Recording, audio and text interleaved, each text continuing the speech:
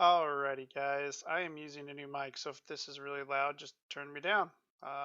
Anyways, let's get going. We are going to play around with the form that we built that creates the pages and things like that. We're going to talk about form helpers. I will be referring to my notes a lot, mainly for these screenshots and things like that, so just be aware there. So we're going to talk about form helpers. They come in three types. We got tag style, which looks like this. So it's just simple. Like what this would do is it would create a text box, okay, text field tag, and there's different ones like you would have password field tag, text area tag, radio button tag, so forth.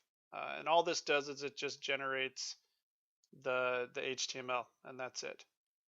Okay, the only really advantage here is that you're using Ruby code instead of basic HTML. So if you need to pass variables into it or things like that, you're able to. But you really don't use that a whole lot. Okay, then you have the object aware style. Okay, it's when we talk about objects, remember it handles the database as if it's objects. We're able to take the subjects and pages and things, handle them as objects, and pull them out of the database as such, where you wouldn't really be able to do that here. So this is able to communicate with the database. It's able to know like what objects relate to what objects, so you can start having those different tables manipulate each other and things like that. Okay, then you have the form builder style, and that's what we've already been using a little bit. Is you set up that variable that has the form in it, and then you put a text field in there. Okay, and this is good. Just it makes it so we don't have to type subject like over and over again. Like right up here where we say, all right, use a text field using the object subject and name. Here, we don't have to type subject in there over and over again. It just knows the form that we're in, and then it's able to mess with it that way. But this is basically what we're going to be using here. Okay, these are the form helpers. So we've been using text field, password field, text area, hidden field, radio button. We're going to be adding some different things here to our project. Okay. So here's an example. Okay, we have our form 4.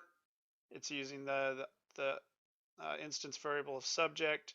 Okay, it's doing multi-part. I don't know if you remember from PHP class, but the multi-part was required so you could upload things using the type file. Okay, and then it has the form inside of that variable f. Okay, it sets up a label, sets up a text field. You can set up the size and the max length. Okay, password field, same thing. You can have a size there. Hidden field, I think we're going to talk about that a little bit later. Okay, text area, you can have how big the text area you want it to be, radio buttons. I mean, this is basically going to be similar to what we're going to be doing. Okay.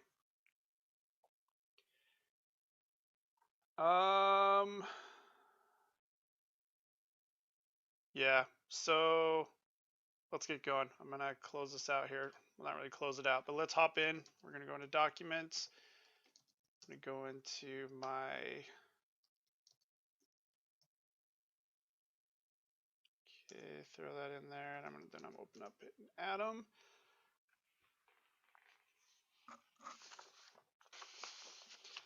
I think this mic picks up all the little sounds, so sorry if you hear a bunch of weird junk going on, but it is what it is. Close out of this. Okay, so what we're going to do is, okay, we got that open. We're good to go.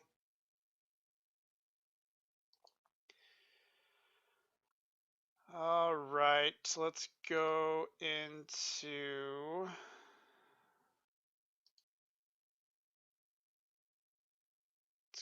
the subjects view here. Okay, so I went under app, then we're going to head over to views, and then we're going to go into the subjects view. All right, and then we're going to hop into the form partial. Okay, so we have some stuff, like basically what we're going to be doing is just taking these different types of form things we can do, like text fields and drop downs and radio buttons and all that, and we're going to put them in here where they make sense. Okay, so we have here visible, and we have it as a text field. And what they're supposed to type in is true or false, right? Because visible is a Boolean value. So they either have to type in true or they have to type in false. Well, that isn't, someone who comes out from the outside and doesn't know it is going to have no idea they need to do that. So a text field here is not a good idea. So what we're going to do is we're going to change this into, let's see, we're going to change it into a checkbox. Okay, so instead of text field, we're going to say f.checkbox. Okay, and then keep the visible the same. Okay, and we're going to do the same thing on the pages and the sections. So I'm going to drop those down. Okay, so we're going to look for the visible, and these don't need to be a text field anymore. We're going to want them to be checkbox. So all we're doing is we're changing this from a text field and we're making it a checkbox. So if they check it, it's going to be visible. If they don't check it, it's going to mean it's not. And if you remember, sorry that I just squeaked there. If you remember, checkboxes just return basically a true or false value. If it's checked, it returns true. If it's not checked, it returns false.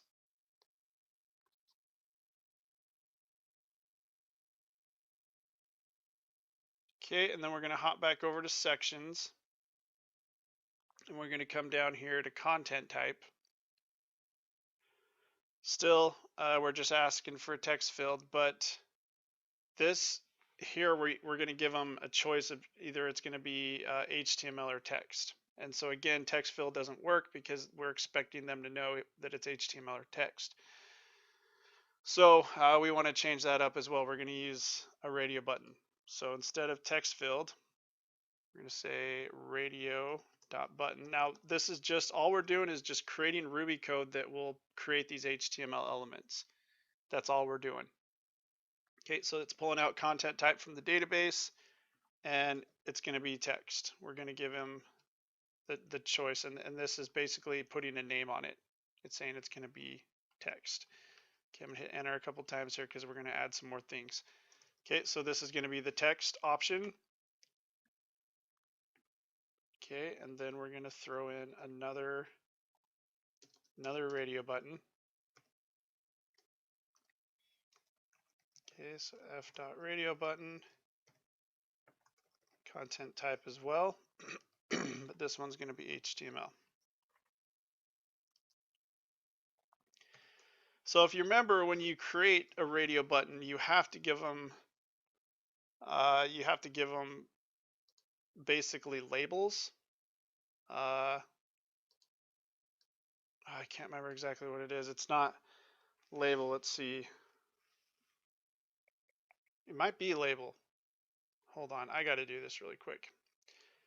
Brain fart. Because I don't want to. Let's see, radio buttons. I can't remember the attribute. Value. That's what I meant. Value. So remember that, like when we did PHP, it can't read this when it passes it back into the database or whatever. So you have to have a value, and this is the actual text that gets posted to the database and things like that. So that's what we're doing here. Is when we're setting up here that we're giving it a value of text, we're giving it a value of HTML because it can't read this and put that in the database. It's just not how it works. Okay, so that's what we're doing here is we're setting up the value of that radio button. Okay, so that's all we're going to do here. That was under sections, and that's the parcel there. Okay, and then we're going to change content as well. Okay, right now it's just a little text field expecting, but this is supposed to be more text heavy. So we want a text area instead of a text box. So we're going to say text area. Okay, and we're still going to put that inside of content, and we're going to define the size.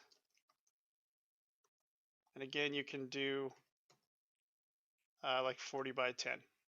You don't have to say the calls are equal this or the rows are equal this. You just say size 40x10, and it's smart enough to be able to make it that big. Okay, and remember again, we're in sections. Okay, so now we're going to test and see what this looks like. So we'll hit Rails S, bust open the server here. I'll just open this in a new tab, I guess. Make sure this is going, which it is. So localhost. Let's head over to sections. Okay, so I'm going to hit add new section.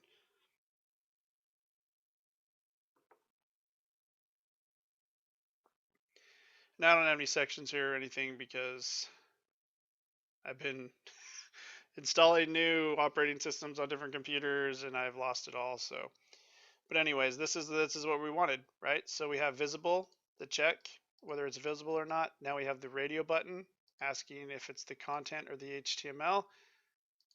Or the text or the HTML, and then we have the content, which allows us to type inside of this text area. So those are the changes that we made there. And then if we go to, what was it, pages. Okay, we add new page. We have the visible there. Okay, and then we're going to head over to subjects. Okay, add new subject, and then we have visible as well. Okay.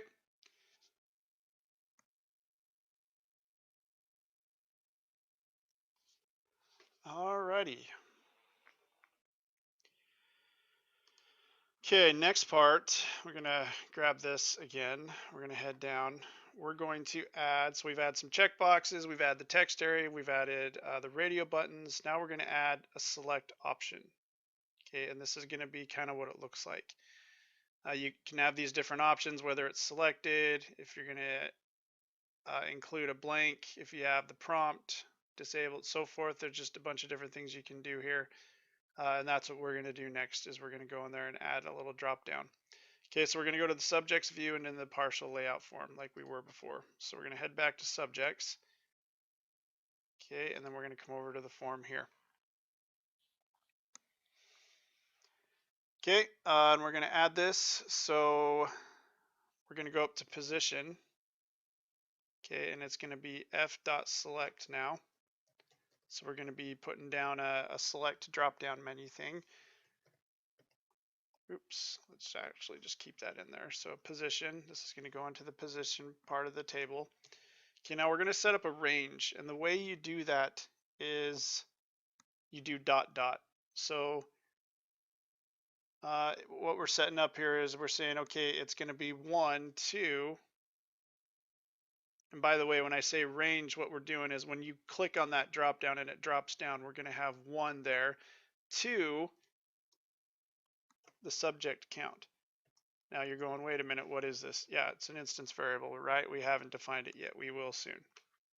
But this is just making so when we see position, there'll be a drop-down menu. We'll click on the drop-down, and the first thing we'll see is 1, and it's going to go to the subject count, which is going to be all of the subjects that it can find in the database. Which I got to go in there and start adding some subjects. So I'm going to pause the video real quick, and I'm going to go add some stuff in there. So I'll be back in a minute.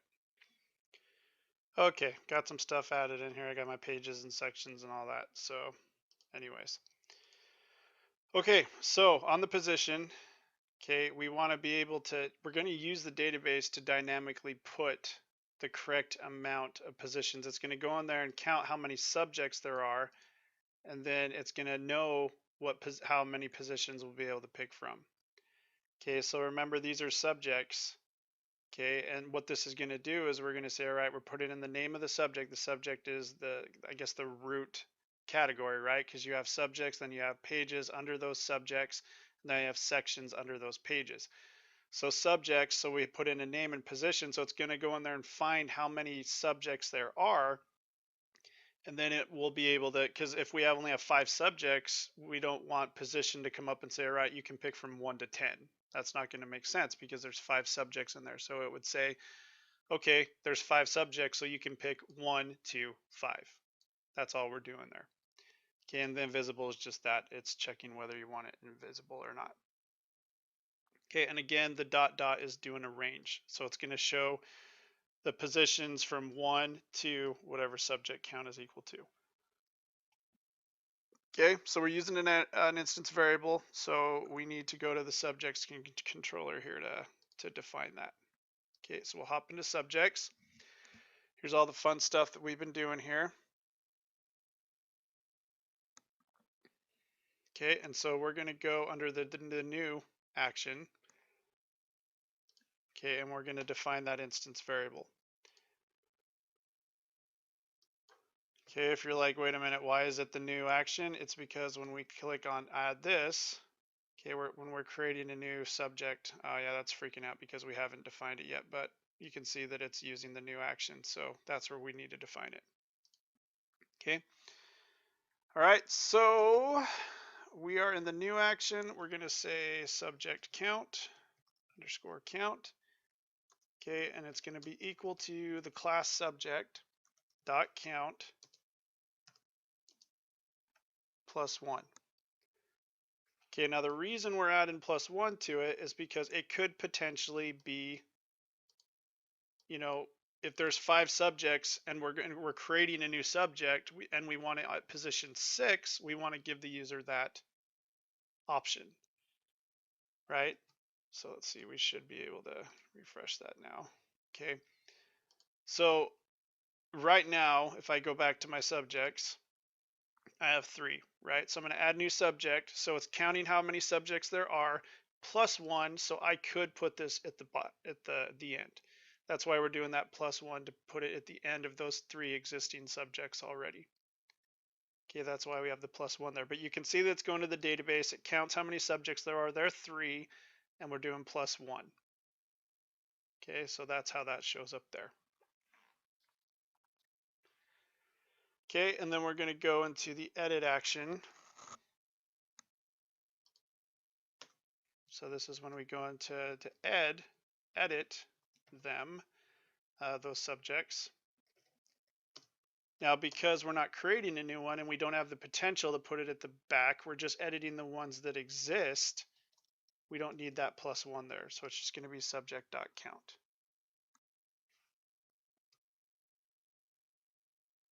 All right, so now when we come back here, go back and we're going to edit one of them. It pulls the position, so it knows it's already position 2, and I click there and it gives us 3 because there's 3 existing subjects right now. So we're not doing the plus 1 because that wouldn't make any sense. We can only update things that already exist that not potentially might not exist.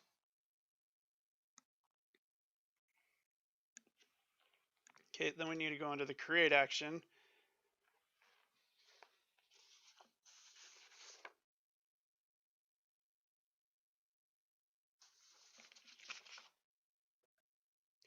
Okay, so like I said, we're going to the create action. We got to put it right above the render because when it renders that new form, it needs to have access to that instance variable as well, because if it doesn't, then it's going to throw an error like we said before, and it's going to try to render the new form and it's not going to be able to do that.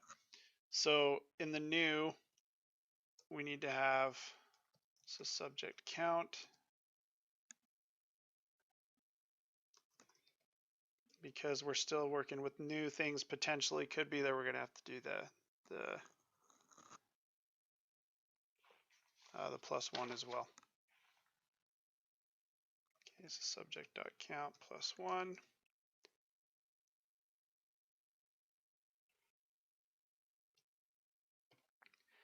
Okay, and then also it's kind of the same, like here it's creating the new one and then it renders it out and puts it in the database, everything. It still needs access to that instance variable. It's kind of the same thing over here with edit.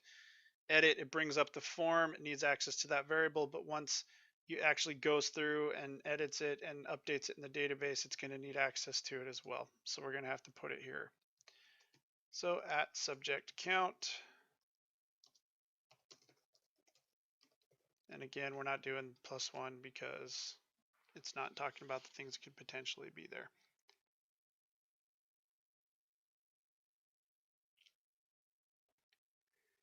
Okay, so we've done the subjects. Now we need to do the same thing over here with pages. Okay, so we came into subjects. Okay, we were using the database to count however many so we can give them the correct number. We got to do the same thing with pages. So we're going to head over here. Okay, and we're going to come down here to position. It's going to be kind of the same thing. Okay, so it's going to be f.select. It's grabbing the position out of the database there. And it's going to display everything between 1 and, but we're going to call this one page count instead of subject count.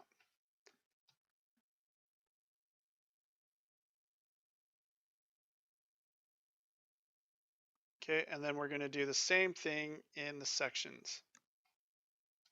So we'll head over here. We're going to look for position. Okay, and it's going to be, if we come back here and take a look, f.select. So f.select.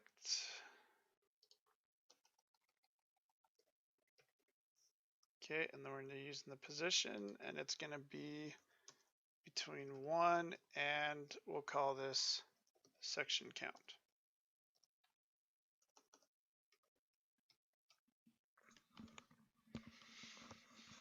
Okay, and then we're just going to be doing kind of what we did in all the other ones. Well, actually, not yet.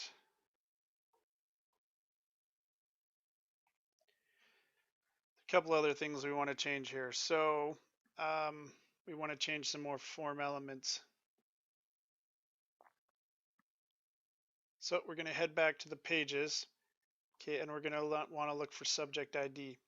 So again, we don't want them to have to just kind of guess which subject ID to pick. We want to have a list of the existing ones so they don't type in some wrong subject ID, and then we start having that belongs to issue where it's trying to create a page and attach it to some existing subject that doesn't exist, and then therefore it won't work. Okay, we don't want to have that. Okay, so what we're going to do is change this to a select as well. Okay, again, we're in the pages view. So f.select subject ID. Okay, and we're going to use something new here. We're going to use the instance variable of subjects. Okay, and we're going to map it.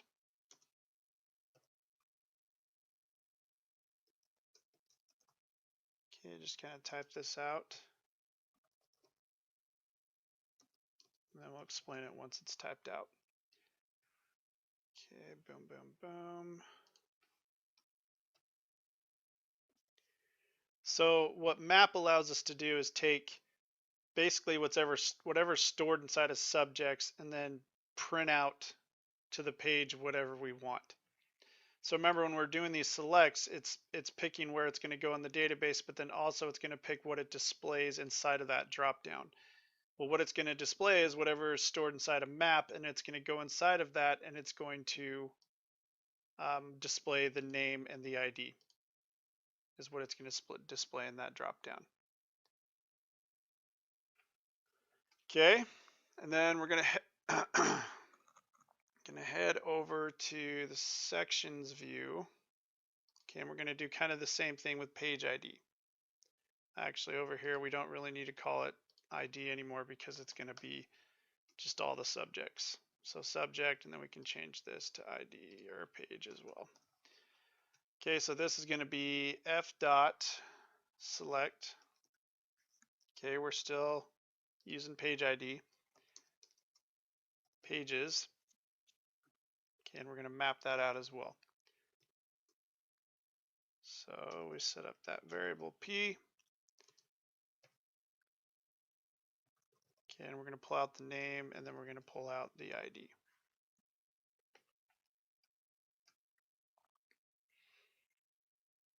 Okay, so remember, with these sections, we have to define what page they're attached to, and with these pages, we have to define what subject they're attached to. So that's kind of what we're doing here. So inside of the sections form, we're saying, all right, what page is this going to be attached to? And it's grabbing the name and the ID of all the pages to be able to display that. And it's kind of the same thing here. It's like, what subject is this going to be attached to? And so we pull out all the subjects and we map them out, the names and the IDs. Okay, now these instance variables don't exist, so we have to go and declare those. All right, so let's go hop into the pages controller. Okay, it's going to be up here under new. So let's define it. So we did page count and we did pages. And we have all those different ones. So the first thing we want to define here is page count. Okay, and that's going to use the page class count +1. So it's kind of similar what we already did with subjects, right? We're going in and we're checking out however many pages there are, and then we're going to add 1 to it because potentially could be the last one and we want to give that option. Okay, but we have to come back down here to pages though and see what are we doing. So we're calling page count, which we just defined. We're good there, but we're also calling subjects, which we haven't defined yet. So we need to do that here.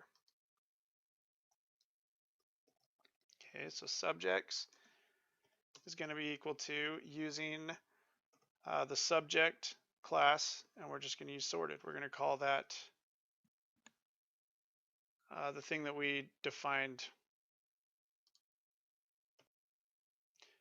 Sorry, I couldn't remember the scope, right? Remember that we defined those a while back. So if we come over here to page, we got the scopes. Okay, we're just calling that scope of sorted is what we're doing there. Okay. All right, so now page count is defined, subject is defined. It's just grabbing all the subjects and it's sorting them. Ascending order, I think is what that was. Okay, so we can save that.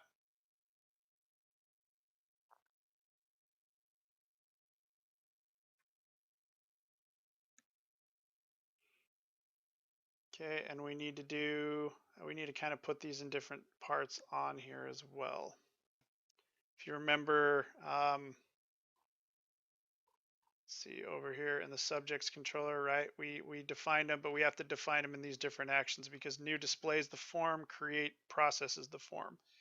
Edit displays the form, update processes the form. You can't process all this stuff if you don't have it defined as well. So we got to make sure that they're defined on all of our controllers. Okay, so we're going to grab these two, copy them here, and we're just going to put them right above render.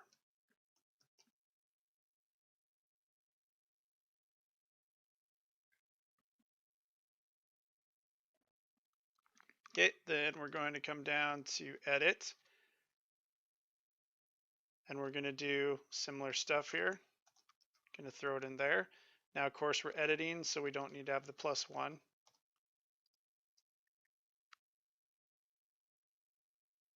Okay, and then we're going to put it right here above the render. And again, take away that +1. So really similar to what we did inside of the subjects controller, right? We have them up in new and create. Okay, but there was only one instance variable we had to mess with, and we had it inside of edit and update. Okay, so same thing over here. So new, we have them in there with the +1. Create, we have them in there with the +1. Edit, we have them in there without the +1. Else, and outside of update, we have them in there without the +1. Okay, so make sure I'm recording. Yep. So it looks like, so now we got to do the same thing with the sections controller. Okay. So it's going to be really similar to what we just did. So we're going to come over here to new. Okay, we got to set up section count. Okay, so section count is going to be taking the class section, count how many sections are in there. We're going to add 1. Okay, because we're creating here, we have the potential to have an extra one. Okay, and then we got to set up, because it needs to know what page this section is attached to, we have the pages instance variable here, so page.sorted. Okay, it's using that scope we created. All right, so now it's just kind of the same stuff that we did here. Okay, we're going to copy and paste that inside the create right above the render new. Okay, that's all we should have to do there. And then down here in edit, we're going to get rid of the +1. Okay, and then down here right above the render as well, we're going to get rid of the +1. Okay, so let's test it out. So I'm going to do a file save all just to cover my butt, make sure the server's running, which it is. Okay, we'll just load up subjects here. Okay, we're going to check the add new and edit. So we're going to hit add new. Oh wait, we're not, subjects, not going to work. We already checked that out. So it counts how many subjects and gives us one extra one. We don't need to check out subjects. We already did that. Let's go to pages. All right, so here's some pages that I created. Okay, we're going to add a new page. Okay, and then it goes in there and it finds the subject. Okay, so if we go back to our code, let's go over to pages. Okay, we have that select, right? We're able to map and it's pulling out the name is what it's doing there. Okay, so we're able to pull out the names of all the different subjects. It's so much more helpful than having to type in the ID, right? So now we can go through and we can see what subjects there are. And then we can define what position we want it to be, which gives us the one extra, which is good. Okay, I can come back and I'm going to hit to edit. Okay, and again, we can change it to a different subject if we want. So that's working. And then we have the position and you can see that it pulls the correct position, right? So it was 2, pulled that out the way it should. Okay, let's check out sections. Okay, so I'll add a new section. Okay, it detects what page it's already attached to. Well, actually not this one because it's a new one, but I can pick which page I want it to be attached to. Okay, it gives me the position. So while that's working the way it should, I come back here and I'll edit one. Okay, and then I can pick which page I want this to be attached to. Okay, and it gives me the position as well.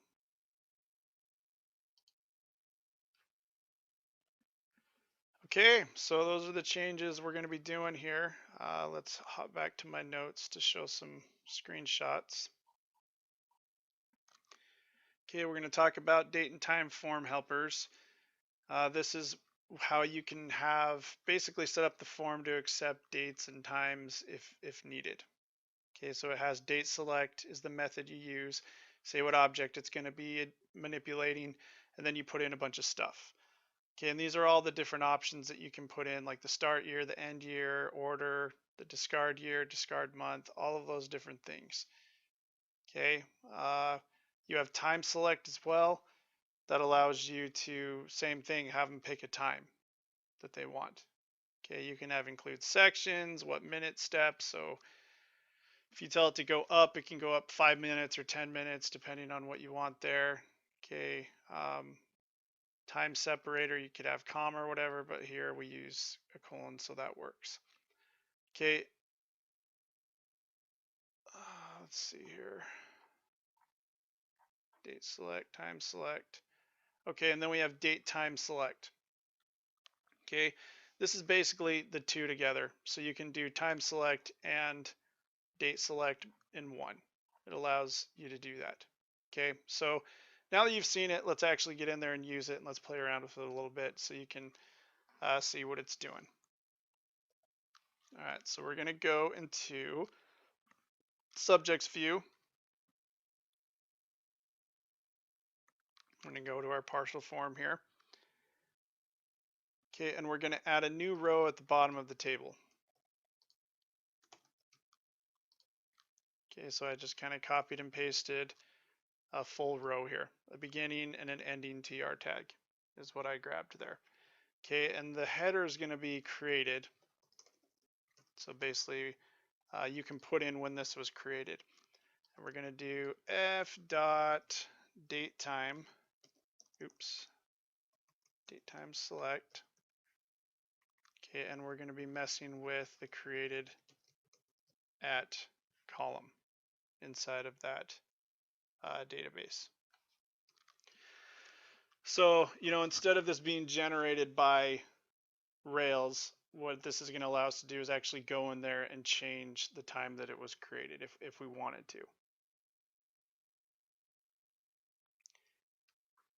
Okay, now if you remember like a week or two ago, we have to whitelist all of the different things that can be mass assigned, right? So we had to say visible and position and name could all be mass assigned. Well, created at wasn't on that list. So we have to go in there and do that. Okay, so we're going to head into the subjects controller.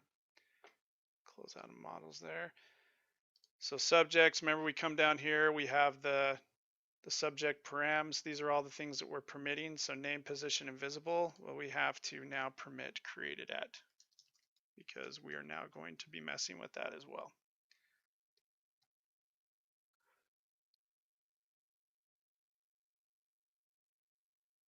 Okay, so now that we did that, we should be able to play around with this. So we're going to go to subjects.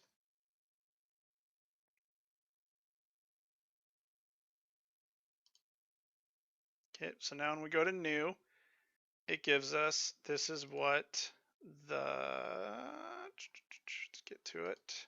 This is what date time select gives us. Okay, is all this. We can pick the year. Okay, and the beauty here, this is what's so great about this. If I go to the page source, I mean, this is this is all the code that Rails generated for us, right? I mean, that's pretty slick.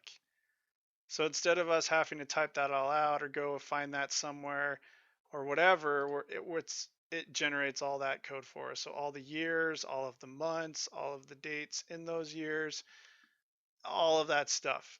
So it's pretty powerful. It's one of those things. This is one of those things that just, Rails is pretty slick. That date time select can do all of that for you.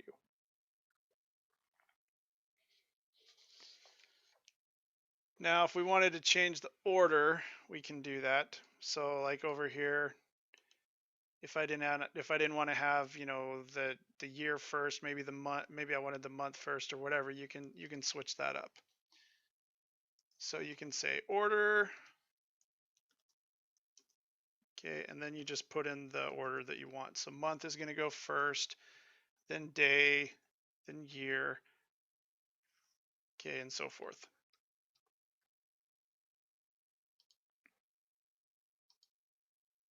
Okay, so now the month, day, year, and then here's the time as well.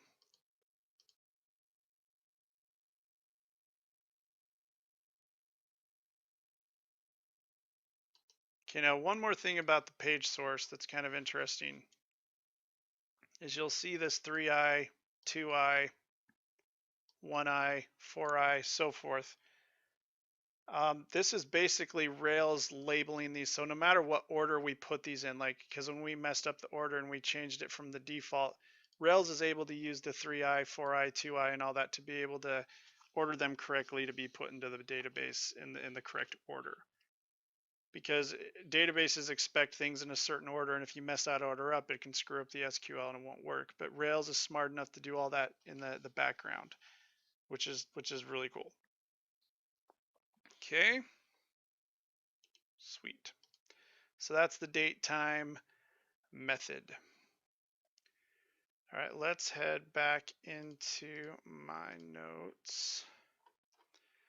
So now we're going to start messing with validation basically. And the way you do that is these form errors. The form errors is what happens when a certain validation isn't met. And we'll get into that.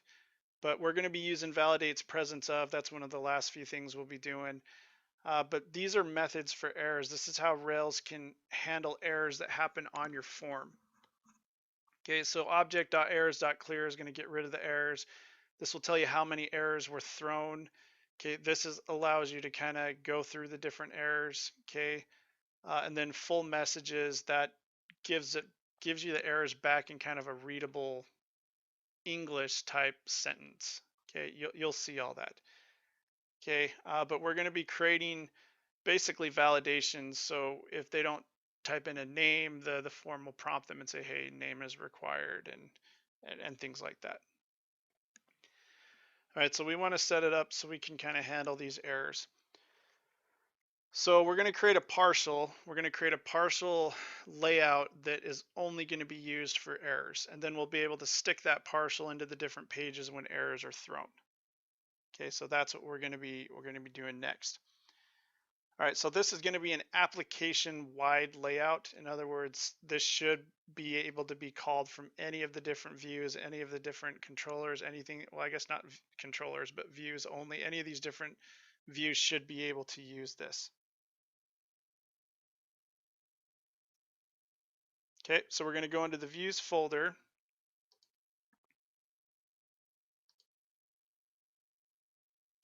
Okay, and we're going to create a new folder. Okay, and so inside of views, we're going to create the folder and we're going to call it application.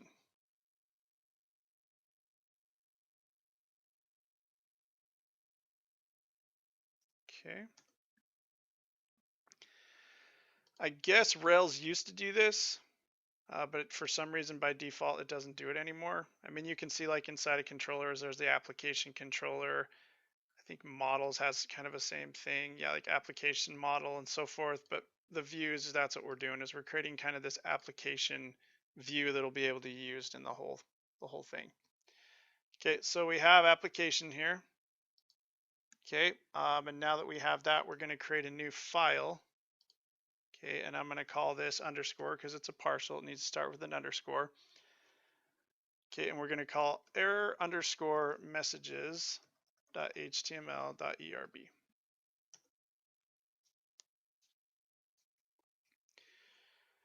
Okay, and now we're going to put in the code. Okay, so we're going to put some Ruby and we're going to say if there's an object. Okay, so if the object exists, the object is basically what we're using to manipulate the database. Okay, we're doing it in that object-oriented fashion. Okay, so if the object exists and the object has errors, okay, so the object error size is greater than 0, in other words, it has errors in it, we're going to print out the following. And we're just going to print out some HTML here. So we're going to use our explanation. Remember, we're using that CSS file that was given to us. Explanation. Yep, I always misspell things. Okay, close out that div. Okay, and then we're going to use H2 here. I'm going to throw in some more Ruby. And we're going to say pluralize. If you don't remember what that does, it basically says if it prints out words like, 5 errors or 5 variables or something, it's smart enough to know if it's 1, it'll say 1 error. If there's more than 1, it'll say 2 errors, 3 errors, and so forth. So that's what the pluralize does. So object.errors.size. Okay, in the text it's going to throw out there as error. So I got double quotes here. I don't think it really matters, but I'm going to throw that in there anyways. Okay, and then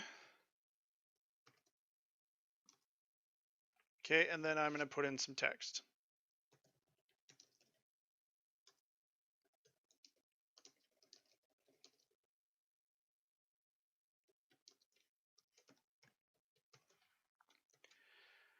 All right, so pluralize object error. So it's going to say 1 right here is going to print out the size, right? So it's going to say 1, 2, 4, 5, however many errors there are. So 5 error, and then error is what's going to be pluralized. So if it's 5, it's going to say 5 errors, stop this record from being saved. If it was 1, it would say 1 error, stop this record from being saved. Okay, so that's all we're doing there. Okay, I got the p tag, and then we can say there were problems with the following fields. Okay, and this is going to allow us to kind of print out where the issue is. Okay, and then we're going to throw those in an unordered list.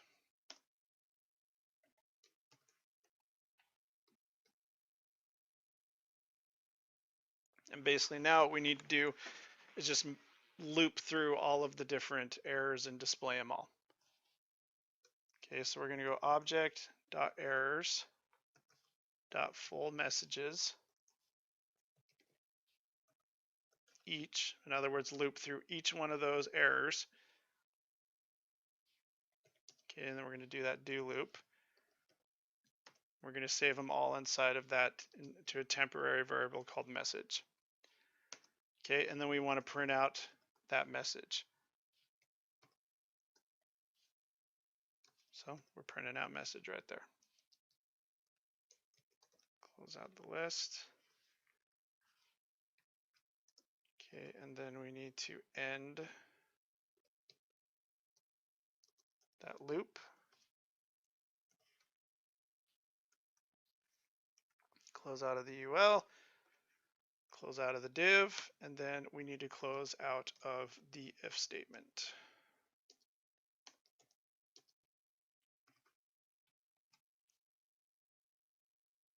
Okay, so if an object exists, if the object exists and it has more than 0 errors, in other words, it has errors in it, we're going to print out that div.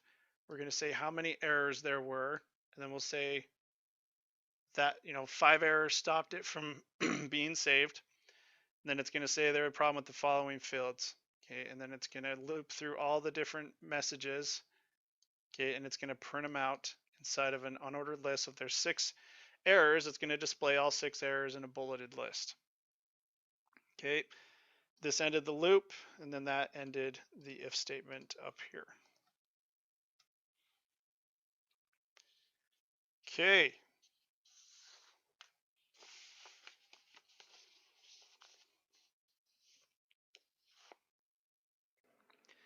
Okay, so now we've defined what it's going to look like if there's errors.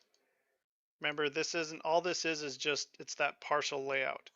So this will be placed inside of any page that has an error. That's all we've created here. So now we're going to create a little helper method. So we're going to define a method that can be called that will then run and insert this inside of whatever had that error. Okay, I think we did this last week. Okay, so we're going to go over to helpers. Let's get rid of all this stuff here. Oh man. There we go, helpers. And we're going to hop into application helper. Okay, we got some stuff that we already put in here. Okay, and we're going to put it right up here at the top.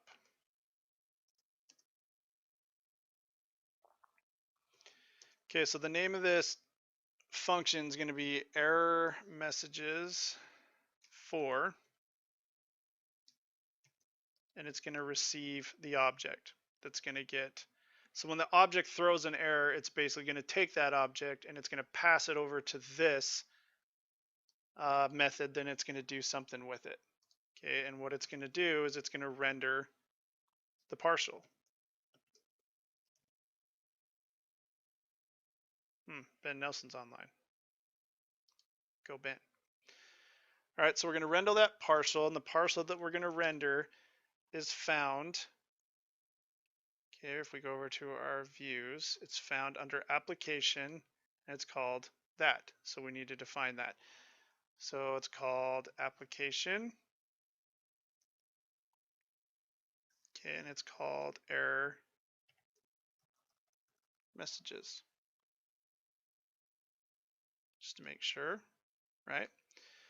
So it's going to render that partial. It's in underneath the application folder, and it's called error messages. So error messages. Okay, and we got to pass some local variables as well. We got to pass some local variables to that partial. Okay, and the variable we're going to be passing is the object and whatever values are stored inside of that object. We did this, I don't know, everything's running together, but I think we did this either last week or the week before. Okay, when we were talking about partials and all that kind of fun stuff. Okay, and then we're going to end this out. So whenever an error gets thrown, we're going to call error messages for. Okay, error messages for is going to come in here and say render this partial. Okay, in other words, come over here and stick this inside of whatever page had that error. And it's going to go in there, going to take a look at the object, take a look at the size, take a look at the errors, and it's going to print all that stuff out for us.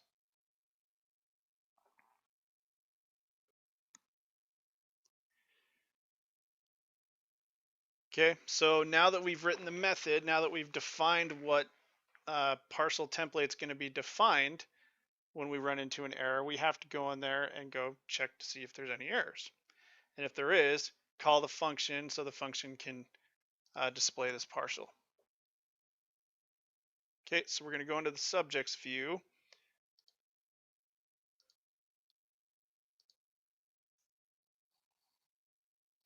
Okay, and then we're going to head over to this partial. Okay, and we're just going to throw this in at the top.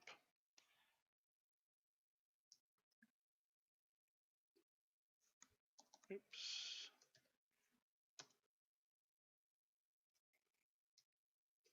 Okay, and we're calling error messages for f.object.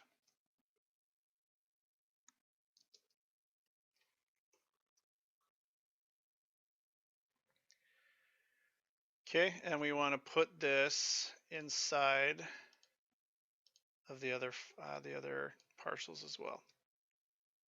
So we're going to hop inside of sections and pages. So we'll grab this, throw it in. Okay, and go to pages here and throw it in as well.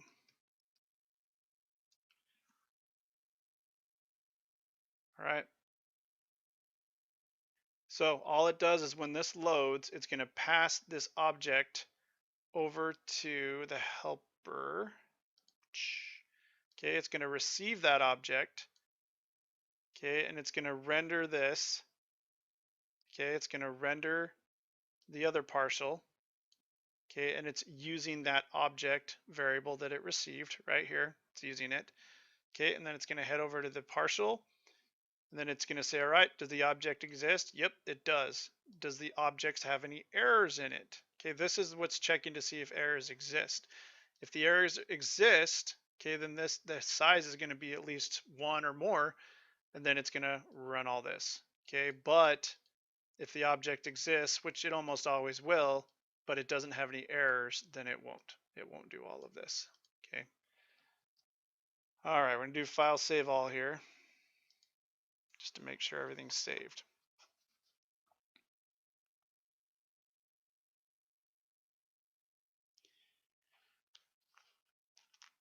All right, so you would think we'd be done, right? No, but we still have to tell the controller to validate certain things, because if we're not telling it to validate, then errors will never be thrown.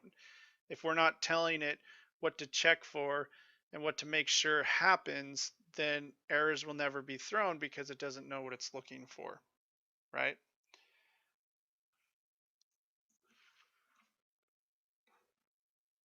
Okay, so we're going to head into the subjects model here. Now, the reason we're doing the model is if you remember the MVC architecture, right? The models are the ones that are communicating with the databases. They're kind of the sentry there. So the models are going to have basically a list of who can get in and who can't.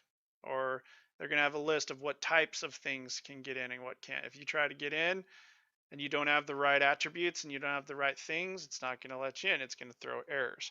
So the models are kind of the perfect place to put these validations because they're kind of the sentry to the database. They're what's communicating with the database, and they're able to say yay or nay.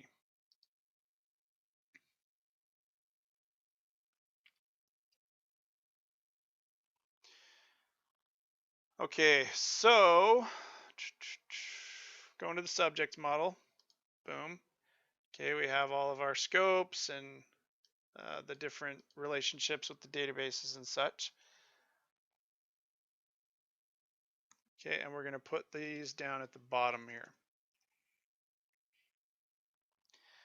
And this is where we start using these validation methods. So we're going to say validates, okay, presence of name. And all this is telling is the subject model. It's saying, all right, make sure that name exists or do not save it to the database and throw an error. That's all you're doing. So validations are pretty easy. Like with JavaScript and stuff, you'd have to say if this certain input is like empty, or if it doesn't follow a certain type of pattern, then freak out. But all of you have to do in Rails is just say, all right, just validate that name exists, that name is present, okay, that it's present and accounted for, right? And if it's not, throw an error, and then right here, this will get shown on the page. Okay, so that's all we got to do there. Okay, so if the stars align, hopefully this will work. So we got this inside a subject, right? So subject should freak out if we don't have a name in there. So we're going to come over here. Actually, where we were was okay. So we're going to add a new subject. I am going to leave name blank, put in a position, make it visible. This is okay. I'm going to hit create subject. Okay. So now we can see that it found the error, and now it's displaying that partial template inside of here. So if we come back here, the partial template, right? However many errors stop this record from being saved. However many errors stop this record from being saved. Okay, and it's all styled because of the CSS thing that we already had, right? So there are problems with the following fields. There are problems with the following fields. Okay, and then it printed out the full message. Okay, which it prints back the error in like a readable English format is really the best way I can explain that. So the full message that the error came back with was name can't be blank. Okay, so I didn't define what this says. This is defined by Rails. So name can't be blank. Right, so that was the message that it gave back to us. So very cool. Now we know that, hey, there was a problem, and it tells us how we can correct the problem, and that's what's good, because sometimes when you hit create and it just doesn't work, it's like, well, why? So it's awesome to have these to be able to show us what's going on.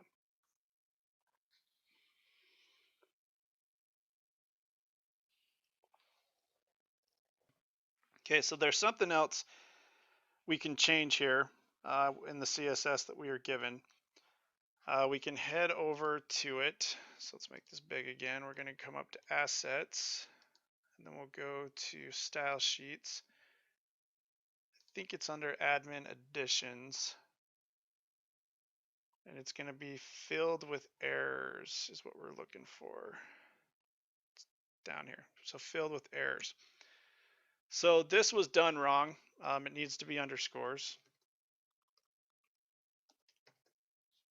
Okay, so that'll actually attach the class there.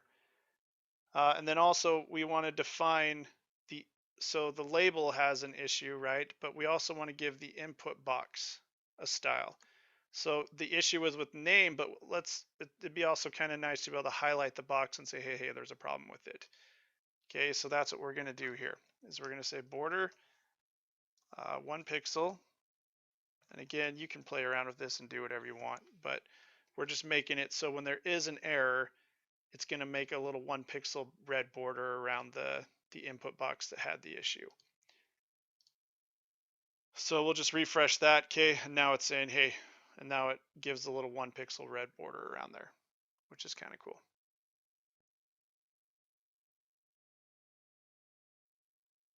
Okay, next we're going to talk about cross-site request forgery, CSRF, and what Rails does to combat that and basically make it really, really hard to do it.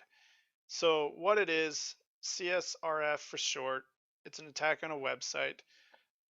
An example would be I'm logged into my bank, I'm doing my thing, and then I don't log out and I close my tab or I keep it open or something, and then I go to some website and I click on a link or an image or something, and that site is able to go in, access my session data, my cookie data to log in and basically take the login and log in as me onto that bank site.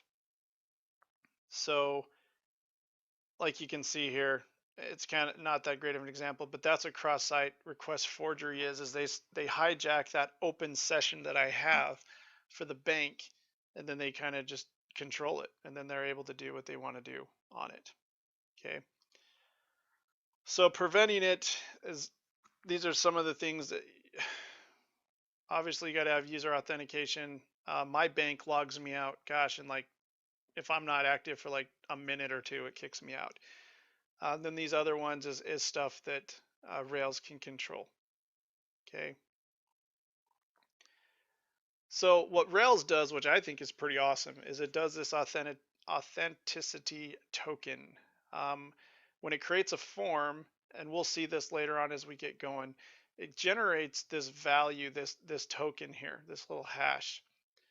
And then Rails remembers what it generated. So it generates the form, it generates this random token, and then when you go out and fill out the form and you hit submit, Rails will then double check that token to make sure that it's all that information is coming from that same form that it generated. So it matches up the two tokens, and if they match, it'll let you do what it needs to do.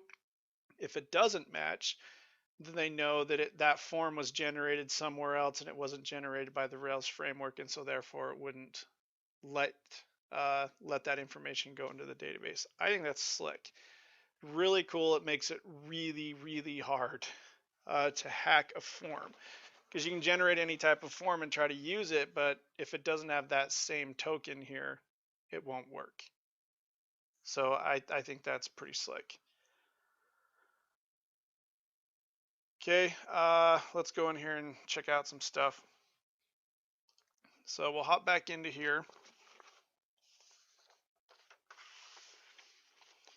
Okay, we're going to go inside the controllers folder. Okay, and we're going to go into the application controller. Now you see all these controllers, if we go up to the top, it's grabbing and it's inheriting everything that the application controller does. I'm in the pages controller, I go to the sections controller, same thing, it inherits everything from application controller. Well, what the heck is an application controller? Well, protect from forgery with exception. This is the line that does all the authentication, okay, that does the tokens and all that kind of stuff. Okay, and then we should be able to come back here and view the source. Okay, and we can see the form tag, and then we can see the token right here. Okay, and every time that form gets generated, the token changes. So again, like I said, it makes it really hard to forge and have this cross-site scripting where people from other web pages are using this form and hijacking this form to do what they want to do to your application. So it's just another really cool thing that Rails does that keeps your application secure and makes sure that only you are putting things inside the database. Okay, so we've already done a little bit of validation methods. Okay, let's close out of this stuff. Okay, so let's head over to the model really quick. So right here we did a validation method. Okay, we did validates presence of, and it checks to see if name is there. Okay, there's a bunch of other ones. Okay, there's validates presence of, length of, numericality of, inclusion of, and so forth. Okay, we'll just go through these really quick. Let me just check my notes here, go through these. Some of these are pretty blatantly obvious what they do, others aren't. Okay, so presence of, we've already done that. It just checks to see the attribute that we pass in there can't be blank. It can't be nil, it can't be false, it can't be an empty string, it can't be a string with just a space in it, can't be any of this stuff. Okay, if it is, the message that it returns is, hey, it can't be blank. So we got that back. Remember, name can't be blank. So that's what validates presence of does, and we've already taken a look at that. Okay, length of is if you want to validate how long something is. If you only want a username to be 50 characters long and nothing longer than that, okay, then you can define that with validates length of. Okay, and the message can be whatever it is the wrong length. It should be however many characters. The message is too short and so forth. You can play around with all that. Okay, validates numericality of is checking to see if the number is an integer or floating point number. Okay, so if you put in like high, it's going to go, that's not a number. And so it's going to freak out and say, hey, this needs to be a number. And it'll say it's not a number. So if you need to make sure that something that's getting typed in is a number and nothing else, then you would use that.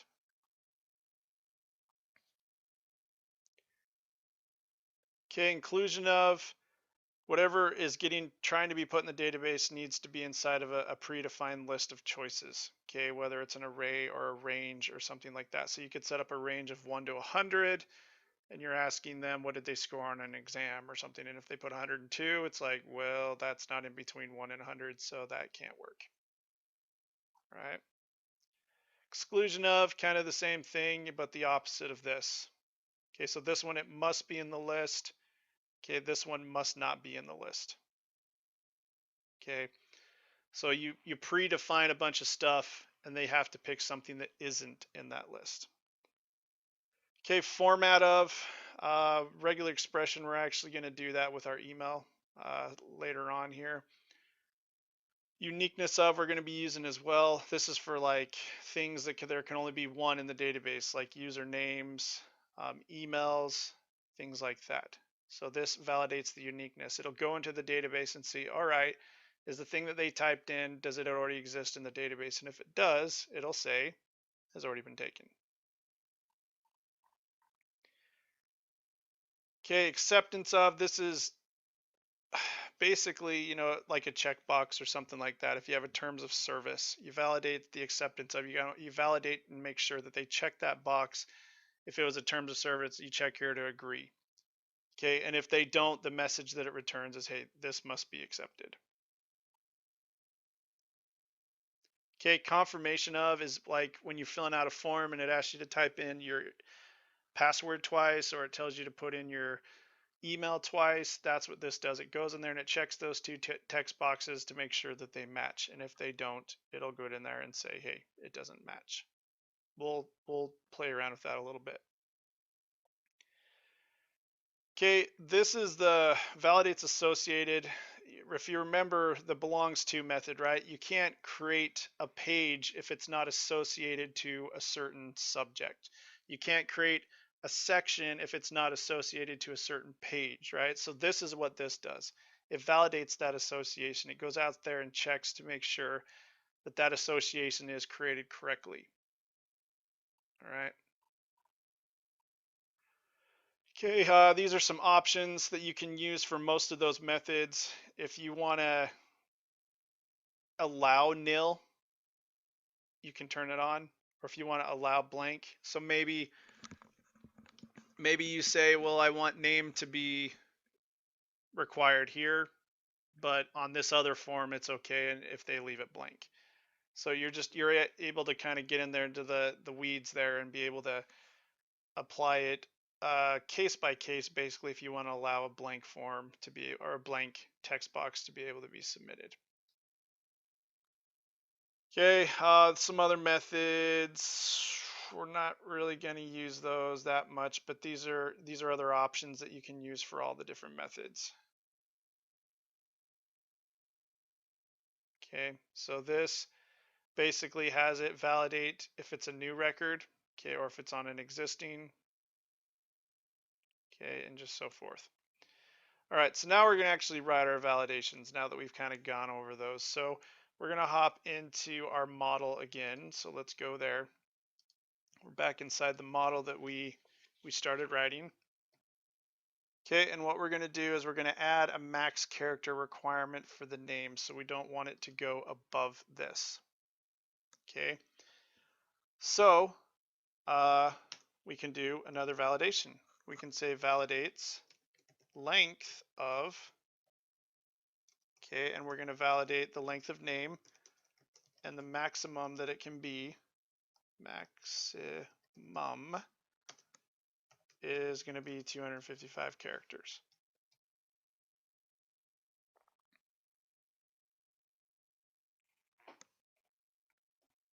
Okay, so that's really all we're going to have for the subjects. So let's go into the pages model. So page model there. Okay, and we're going to put in some more validations here.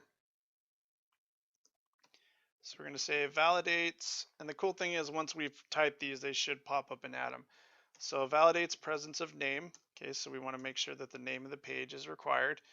Okay, validates length of. Okay, the name, and we want to say the maximum. Geez, I can't spell maximum. The maximum is going to be 255. Okay, validates, we're going to do presence of permalink. So we want to make sure that they type in a permalink. If they don't, we need it to error out and tell them that they need it. Okay, and we also want to control the length of that permalink as well. So the length of the permalink, we're going to give it a range. So we're going to say within. So it can be within 3 characters to 255. Okay, and then we also want to validate the uniqueness of the permalink. In other words, we don't want to have permalinks with the same thing because permalinks are used to create the actual URL of the page that you're going to. So you can't have the same link to the different pages. So validates the uniqueness. I got to double check my spelling here because I am a horrible speller sometimes. Uniqueness. Okay, that looks good. So that's going to go into the database and say, all right, we're trying to create a permalink that is equal to this. Is there another permalink in here that matches it? And if so, it'll error out and say, nope, we can't do it. Okay, and remember, all of these methods have built-in messages. That's what's kind of cool, is they have built-in messages that are stored inside that error object that are able to be returned and say, hey, you know, name field can't be blank or whatever. So it's just kind of cool that these methods here have all this stuff already built in and you don't have to code it all out. I mean, I guess that's what makes Rails such a sweet framework, right? Okay, so that should be it for the page model. Okay, let's hop over to section. We're going to do kind of the same thing. Okay, first thing we're going to define is a variable here, and we're going to say content types. Okay, so the sections are going to be able to be 2 different types of contents. The first type it can be is text. Okay, and the second type it could be is HTML. Okay, and you'll see how we're going to use this here in a minute. All right, so we're going to do validates presence of, again, name. We need it has to have a name. The section has to have a name. Okay, we're going to validate the length of the name. Okay, and we're going to say the maximum it can be is 255.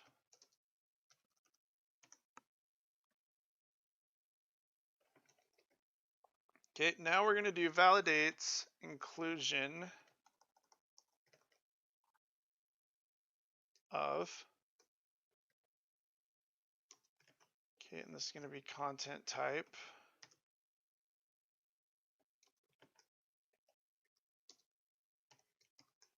Okay, in content types, and we're going back to that variable.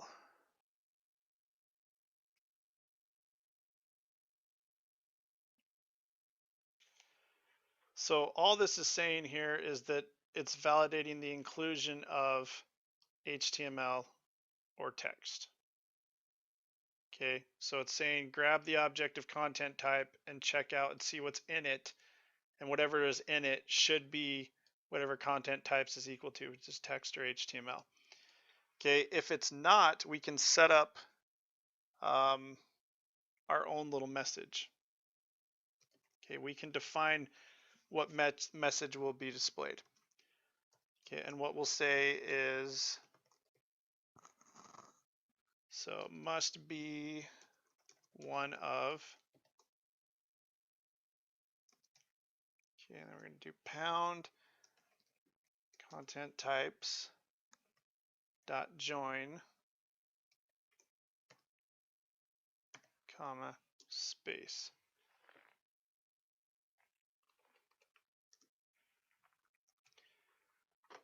Okay, so again, it's making sure the HTML or text is inside of this object. Okay, the word HTML or text. Okay, if it's not, it's going to give this message and it's going to say must be one of. I don't know if that's really the best sentence to have there, but anyways, it must be one of, and then it's going to display this, and it's going to say text, comma. That's why the comma is there, and then HTML. That's what it'll display. So maybe better to say something like must be either HTML, comma, text, or text, comma, HTML. Okay, and then the pound curly, that's just saying, hey, embed whatever content types is equal to, okay, inside of these double quotes here.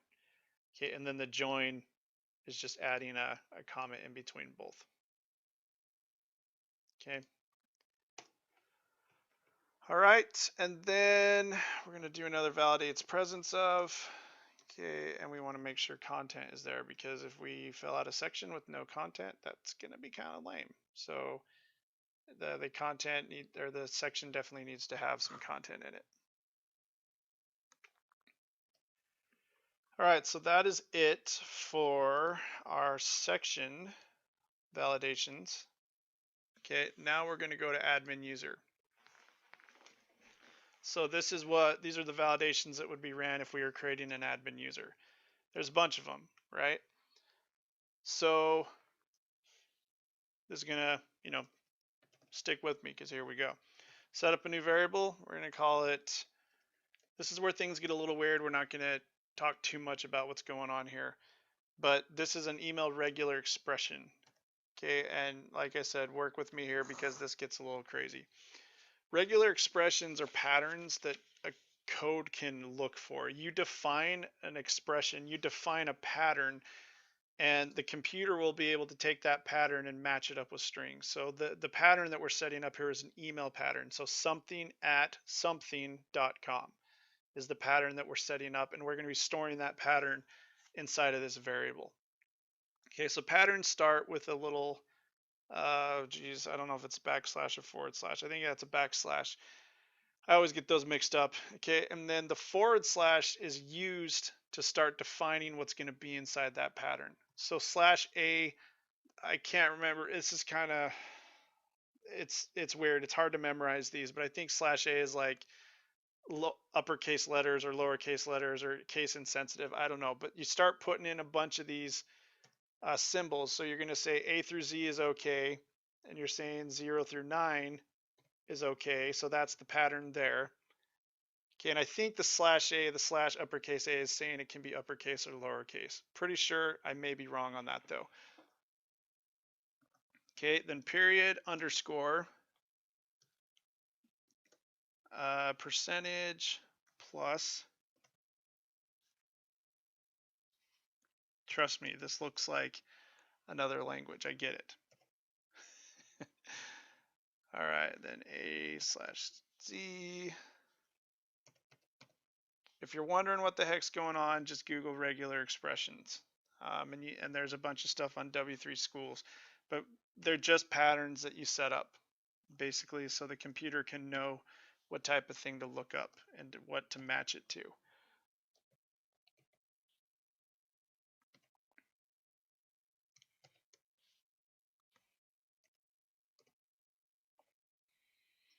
Two comma 4.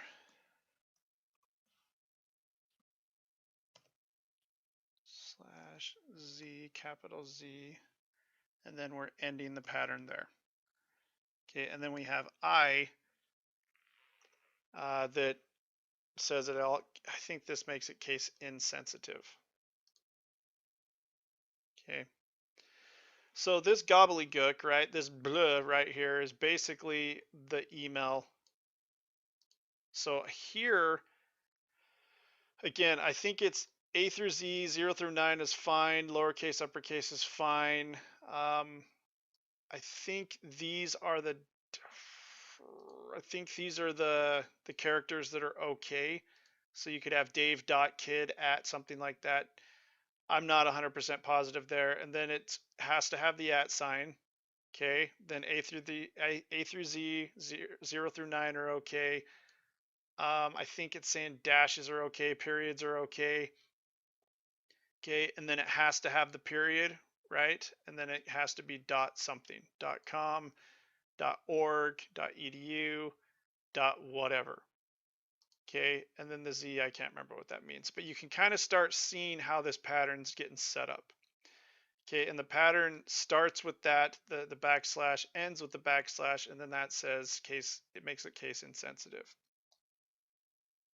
Okay, and I'm going to double check this really quick, so I'm going to pause it because I want to make sure that I got this right. If not, we're going to get all kinds of fun errors. Yep, good thing I checked because I did screw something up. So we do not want a bracket here after the 0, 9. Okay, so pause again. Man, this is awesome. Okay, and then I need a dash right there. So plus dash minus whatever.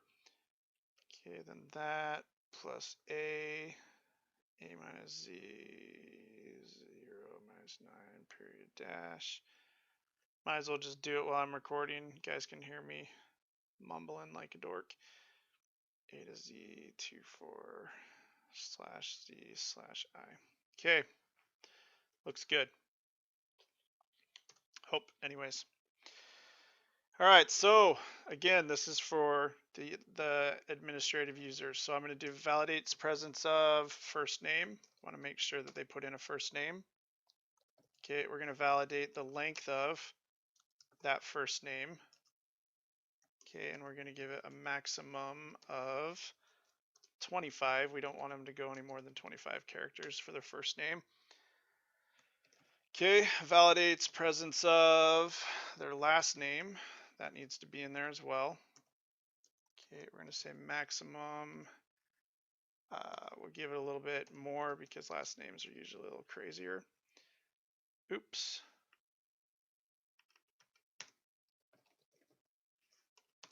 Already kind of messed that up. There we go. So validates the presence of the last name. Okay, and then we're going to validate the length of last name. Okay, and the maximum is going to be 50. Okay. Validates presence of username. Username needs to be in there. Okay, we're going to do length of username as well. And we're going to give it a range. So within the username has to be at least 8 characters, but no more than 25. Okay, validates uniqueness of username. Okay, because we can't have 2 usernames be the same thing. Don't want to have that. Okay, let's do validates presence of email. They have to fill out email. We're gonna validate the length of email. What the heck? Oh yeah, I hate it when it does that. It recognizes, hey, there's email regex. Do you want to use that? No, I don't. Leave me alone, Rails. So email maximum. Okay, is gonna be 100 characters there.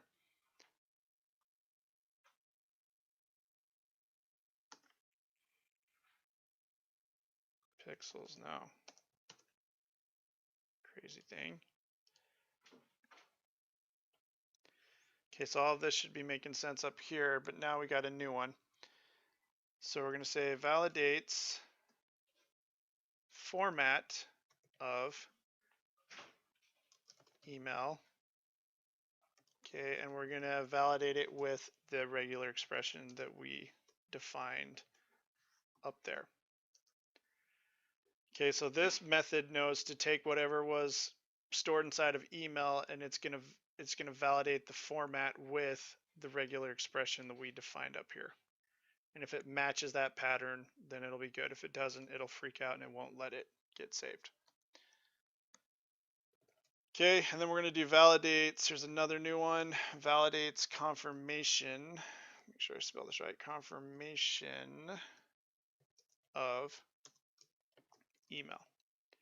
Okay, remember, so that if we had two input boxes and we say, all right, put your email in here and then validate your email by putting it in again, this is going to, if we tell it to, check those two check boxes and make sure they match. And if they do, let it through. And if they don't, throw an error. Okay.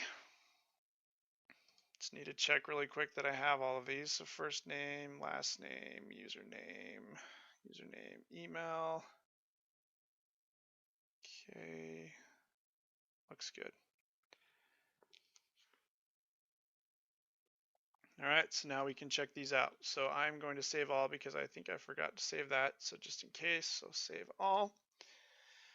All right, now with this running, with our stuff running, we should be able to go in here and check this out and see if this worked. Okay, so we can head over to subjects. Let's see, what was our validations again? Let's go to models, so we'll go to page. All right, so it needs name and it needs permalink. Okay, so let's go check that out. Let's go see if that worked. So we'll go to our pages. We'll add new page. We will leave name blank and we'll leave permalink blank. We'll check visible. We'll hit create page. Okay. So it yells at us. It says, all right, hey, name can't be blank, permalink can't be blank, and the permalink is too short. Minimum is 3 characters. Okay, so it's given us all these default messages, which are very helpful. All right, so now we can go to sections. Try to create a new one. Well, let's take a look real quick first. So we want name and content type.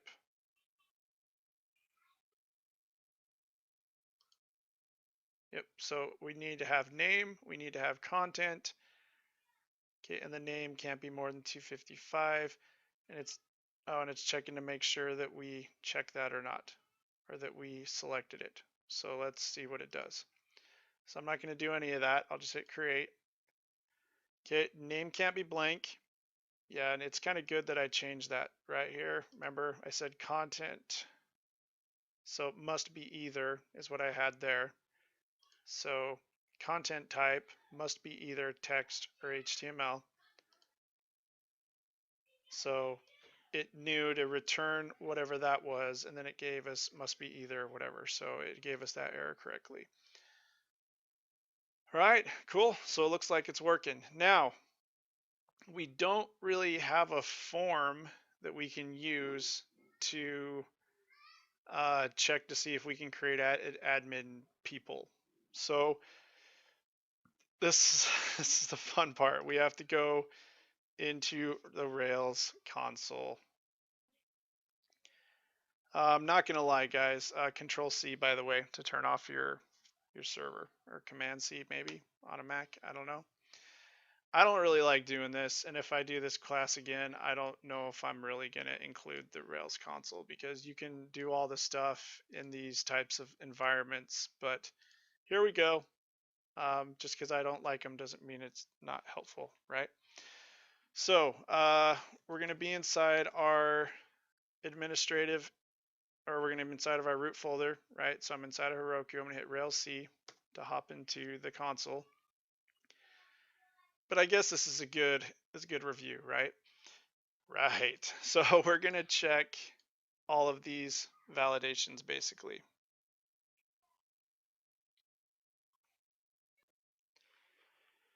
Okay, so let's hop in. Now, I don't know how much you remember doing this, but we have to set up a variable that basically holds that object, and then we can apply attributes to that object. So hopefully you can remember a little bit of this. So I'm going to set up a variable called u. I'm going to set it equal to, and I'm going to use the admin user class right up here. Okay, we're using that class. So we're using the admin user class. This again, this is kind of review, but remember we're using active record to get in there and manipulate the database and play around with it and stuff. So admin user.new. Okay, and the first name, okay, is going to be equal to John. Okay, last name is going to be equal to Doe. I know, really creative. And the username for him is going to be equal to, wait for it, John Doe. Oh yeah. Okay, and then parenthesis, and we'll hit enter.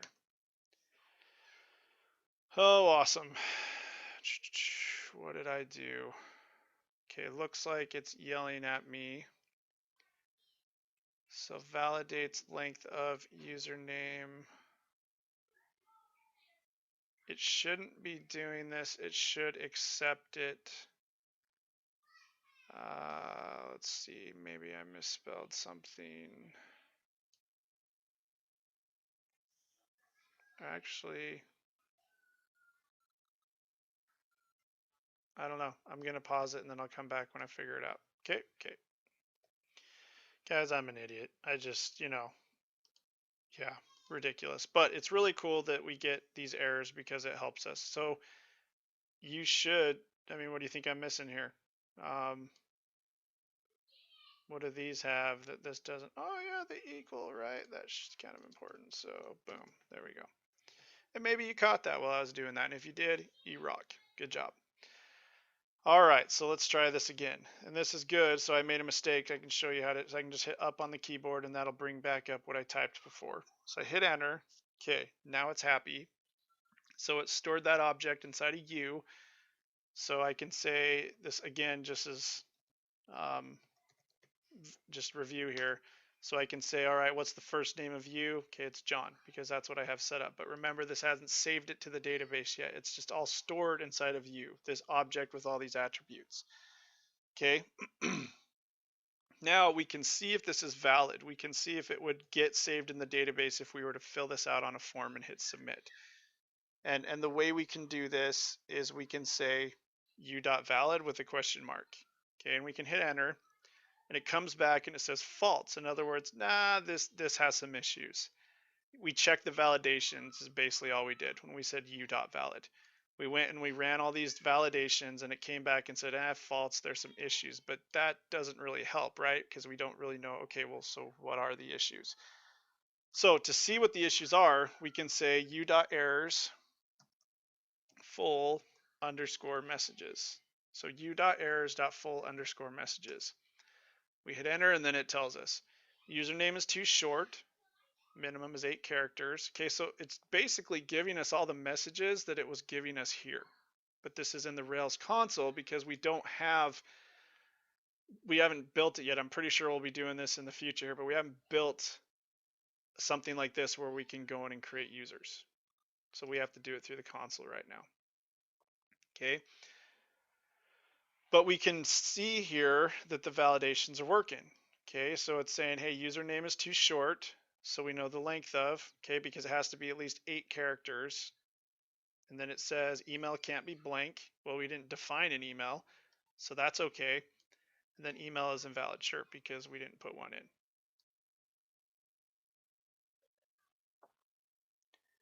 All right, so we're going to fix the username. So we're going to say u.username. Just making sure I'm doing this right here. And we're going to set it equal to John Doe 1. Because we saw John Doe was 7 characters, it needed to at least be 8, so we threw in the 1, that makes it 8. Okay, so that should have fixed the username. Okay, and we can say u.valid. It still gives us false. So we can say u_errors.full_messages. Okay, and now it's not yelling at us about the username anymore. It's just saying email can't be blank and email is invalid. Okay, so we can set up the email. Okay, so we can say u.email is going to be equal to, I'm just going to say nowhere.com. Okay, and then we're going to say run the valid again. It's still giving us false, so we can say, oops, u.errors.show. Oh my gosh, I'm getting I'm getting old. Full messages. Now it's not telling us email can't be blank because it's not anymore. There's something in there. We're good. But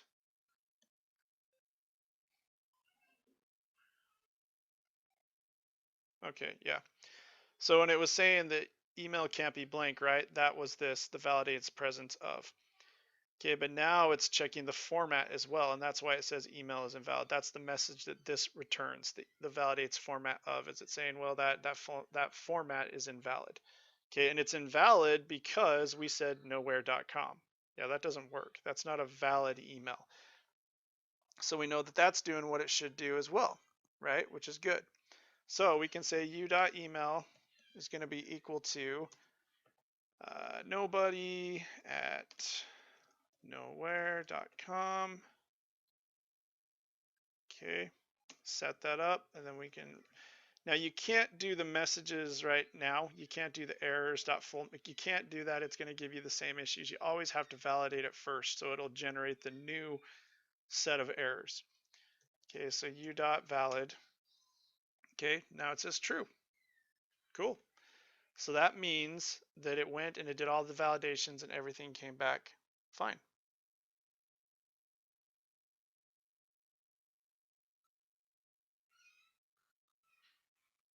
Okay. Now another thing we can do is say u.email underscore confirmation. Okay. So now we're going to be doing the confirmation here, validation. So right now it doesn't have any other email to compare it against, so everything's fine. It came back with true, and we could save it to the database if we wanted to. But we're going to set up a confirmation. In other words, we're going to set up another email for those to compare to. Okay, so we're going to say,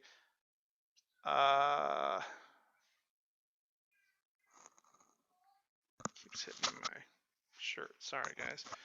All right, so u.email confirmation is going to be equal to somebody at nowhere.com. So that guy's a somebody, right?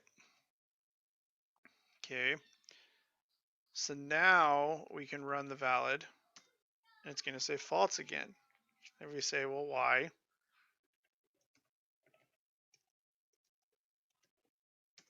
It's going to say email confirmation doesn't match the email. Okay, so those two emails don't match. So I can set that up and say, all right, well, let's make them match then. So e confirmation is going to be equal to nobody at nowhere. So now the two emails should match, right? u.valid, true. Right there. So all those validations work, everything's good. It comes back with true, and then when it comes back with true, we're able to save it to the database if we want to. Okay, and you know what, dang it, we're gonna do it. So u.save. All right, so it goes in there, does all this.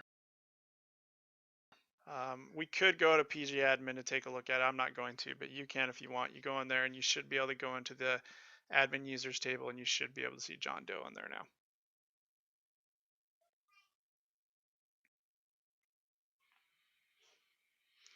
All right, so now that it's been created, I'm going to hit up on the keyboard till I get back to the line that creates the user.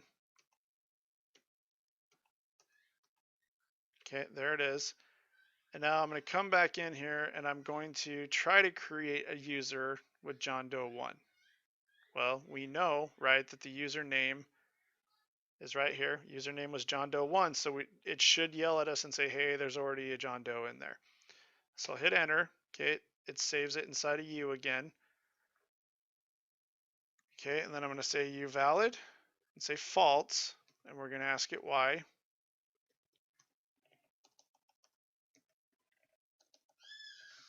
One day I'll learn how to type full messages. Then it's going to say, hey, username's already been taken. And it says email can't be blank and all that, and that's fine because we didn't do that. But this is the main one we wanted to see, is that username has already been taken. That's good. So we know that basically all of these validations are working, and that's awesome. And that's what we want, right? Okay, cool. So as you can see, there's kind of a lot of typing, and Rails is all about, you know, keeping everything as less crazy as possible. So there is this function. Let's get into it really quick. Looks like this. So you're able to, instead of going here and saying validates presence of, validates all this, you can kind of shrink it down a little bit into this validates method. So I'm going to validate email, and I'm going to validate all these different things about email. All right, so we're going to do that really quick. And to be honest, after doing this, I was like, it doesn't really shrink it down that much. So I don't even know if this is something I would care about. But so what I'm going to do is I'm going to comment this out. I'm going to show you to do a multi-line comment. So you can go equals begin. Now this begin equals, or equals begin, has to be right up against this line. It has to be right at the beginning of the line. If you don't, if I hit a space there, it freaks it out for whatever reason. Welcome to Rails, I guess. Okay, so that's where I'm going to begin the comment, and then I'm going to say equals end, and that's where I'm going to end it. But like I said, if you're doing multi-line comments, just make sure that the equals sign is right up against that line, right at the beginning of the line. Okay, so let's do this. So I'm going to say validates. Okay, and I'm going to validate first name. Okay, and I'm going to validate the presence. Oops. It needs to be true. Okay, the length needs to be, so we're just doing the same thing, it's just a different way of doing it. So the maximum has to be equal to 25. All right, so it basically takes this, right, and it puts it in one line. So I can now validate the presence of and length of with this hash. Again, is this cool? Is this the way to do it? I don't know. It just seems a little weird. It doesn't seem like it saves you that much, but it is what it is. Okay, so now I'm going to validate last name. Okay, and I'm going to validate the presence of last name, and it needs to be true. Okay, and I'll validate the length. Okay, and the maximum can be 50. Okay, then I'm going to validate email. Nope, nope, nope, nope, nope, nope, not yet. Username. Okay, the length. Remember, we set this up as a range here. So it can be within 8 and 25.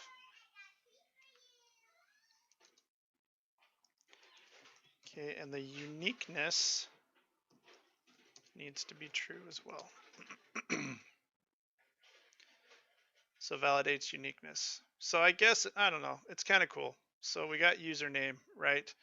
And we have these 3 lines for username, and we just did them in one line. It's like, it'll save you a little bit, I guess, but I don't know. Like I said, when I learned this, I was like, I don't know if this is something I really care about. So validates email, okay, and there's a bunch of stuff we want to do here. So presence needs to be true.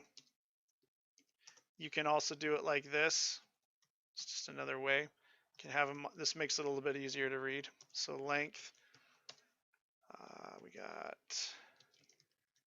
maximum 100.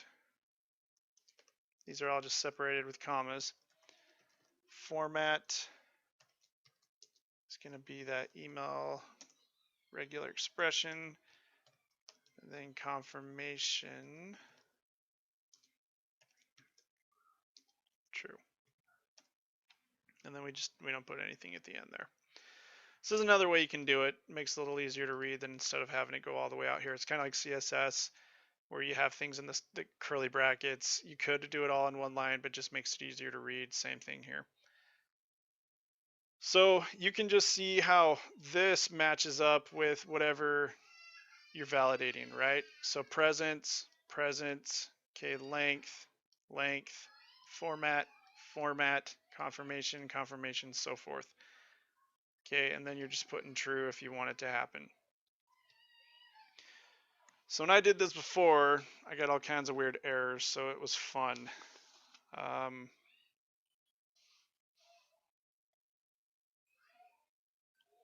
think that's funny. I know you guys probably don't care, but I'm looking at my notes. I copied and pasted that twice. That's hilarious. Just wasted a bunch of ink. Fun stuff. So let me delete that.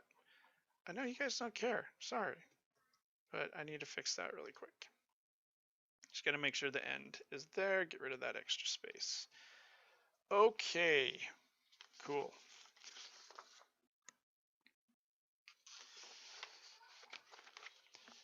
Now, if you want, I'm not going to, but if you want, you can head over to your other models and kind of do the same thing. But man, we've hardly written anything here anyways. To me, it's not worth the time or effort. I don't really care. So I'm not going to do that. You can if you want. If you want to get in there and practice a little bit more, go for it. That's fun stuff.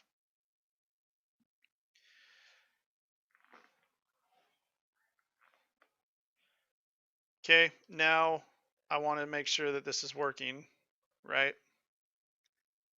So one thing you can do is reload with an exclamation point, and that will reload. It'll go through your application. It'll reload all of these different validations. It'll basically, it's just like refreshing a web page, right? It's like hitting F5 and refreshing it. So refresh goes out there, refreshes all the different changes you've done. Make sure I've saved everything. Let's do save all just to make sure. Do reload again, because I have had it where it wasn't working, and then once I reloaded it, it was fine. It just didn't reload all those changes.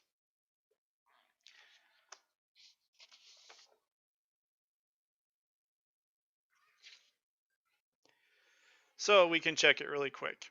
Well, maybe not really quick, but we'll just make sure that these validations are still working, or at least a couple of them. So admin.user.new, we're going to go first name. Actually, hold on here. Maybe, yeah. Good thing about doing reload is you keep all of this stuff that I've already done. So before I was just hitting exit and then I'd load the console again. Once you do that, you lose all the stuff that you've already typed. So that's a good thing about the reload.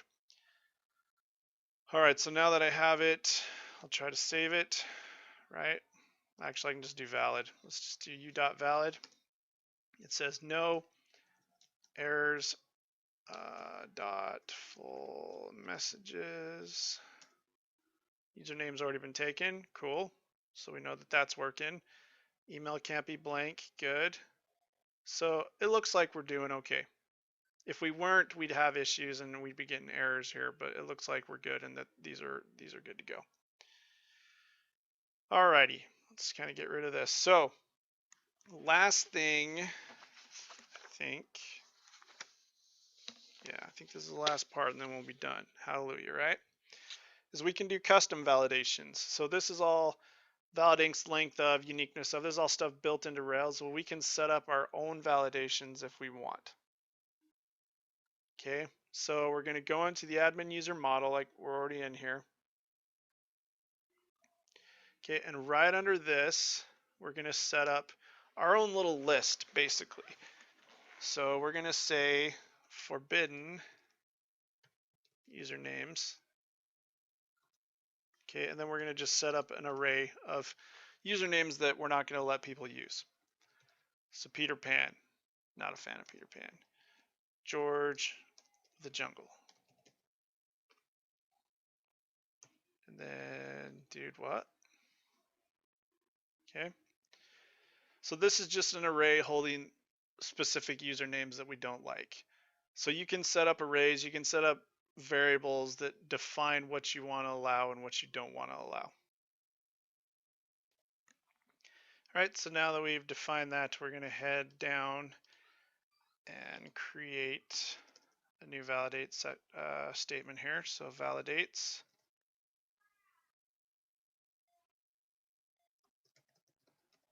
Okay, and we're going to say username is allowed. Okay, this is just, you can say whatever you want here. This is basically naming this validation is what we did here. Okay, and then we're going to set up a private function that can only be accessed and used inside of this model. Okay, and we're going to define what we just created. So username is allowed. So basically we're saying, hey, validates and run this function. Okay, so and then we define it down here, what it's going to be. So we're going to say if forbidden users or forbidden usernames, whatever, includes username. Okay, username, remember, is right up here. It's basically pulling it from the form. We're going to add our own custom error.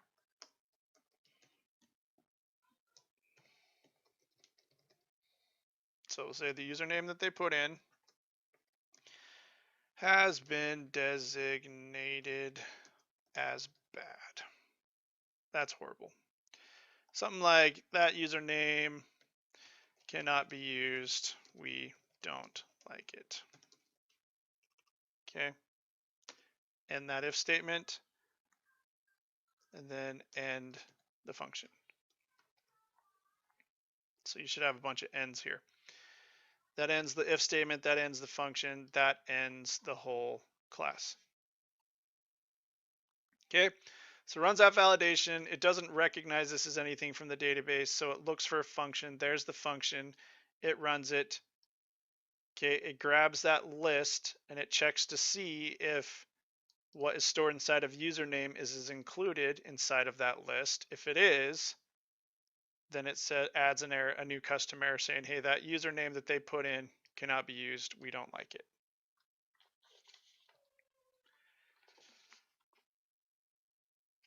Okay.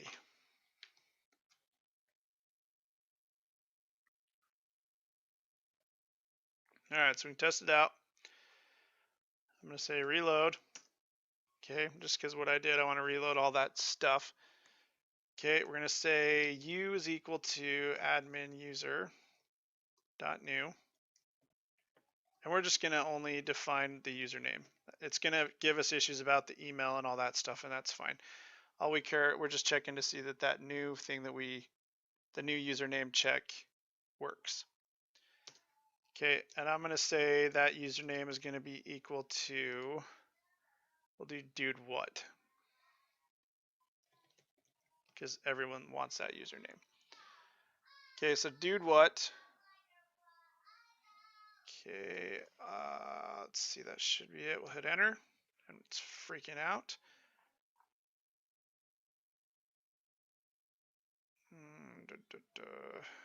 What did I do wrong?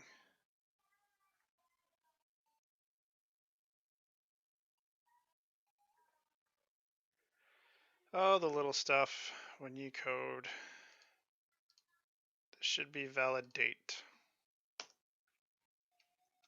I guess that makes sense, right? This is saying I'm gonna like it's validating this. It's kind of like an action word validates, blah blah blah. This is more like validate. Like this is, you know, a validate that you're setting up, or something like that. Sure. We'll see if that worked. So reload that. All right, let's try this again. There we go. Sweet. So set that up. We can say, is it valid? It's going to say no, and we're going to say, well, why the heck not?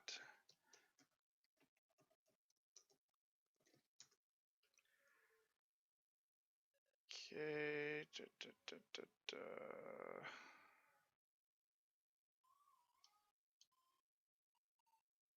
don't know if it worked.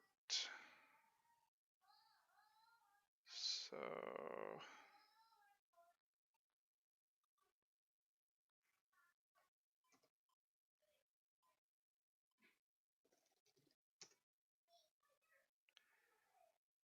okay, let's try it again.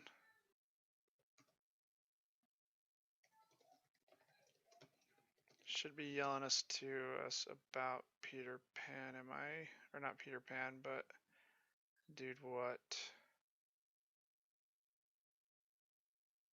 Okay, which it's not. So I will take a look at it and let you know what I find out. Dude, guys, seriously, you probably want to throw stuff at me. Yeah, that's right. So username cannot be used. We don't like it. So it's working. I missed it and all this bleh. So username cannot be used. We don't like it. So username cannot be used. We don't like it. All right.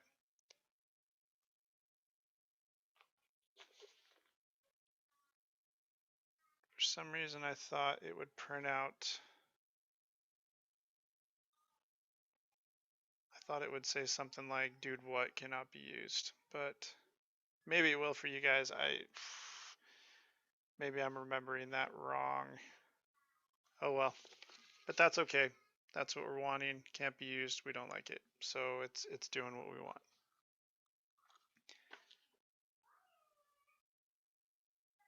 So besides just what we typed in, we can look at some other stuff as well.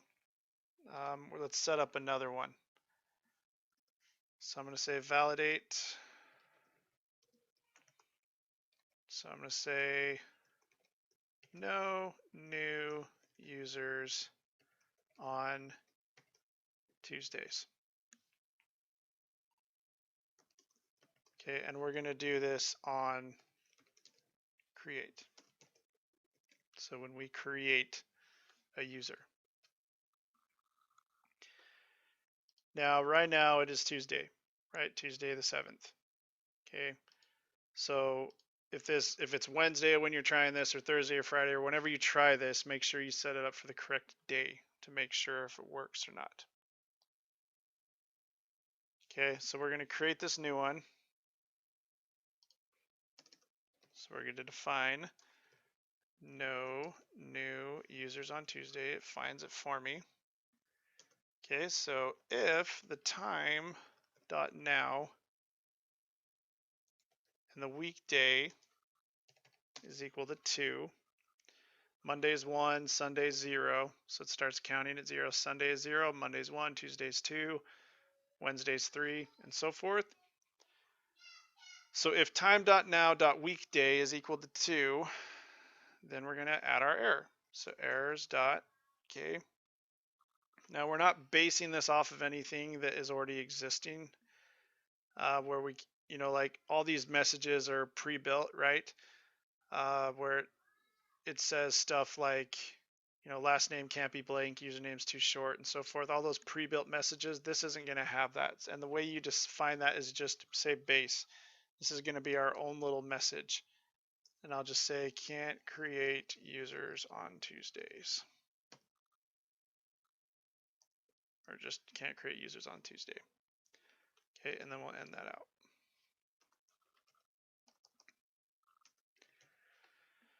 All right, so we end the if, and then we end the new function there. Okay, we'll head back. Gonna reload that.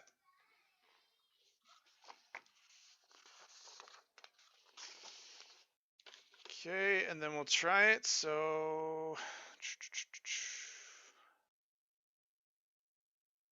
I mean, all we got to do is just try to create it.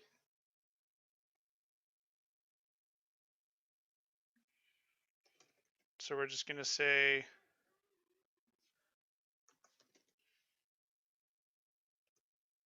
that, I think I wrote that wrong. We're going to have u equals, yeah, that's what I did wrong. Okay, so admin user dot new. Okay, so we've created this new basically empty object with nothing in it. Okay, and then we're going to say u.save. In other words, we're going to try to create it. So that's what this onCreate is doing. So onCreate, that's when it's going to check this validation, is when we try to create something. We try to save it to the database.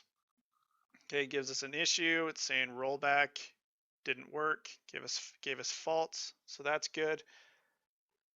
So then we can say uvalid.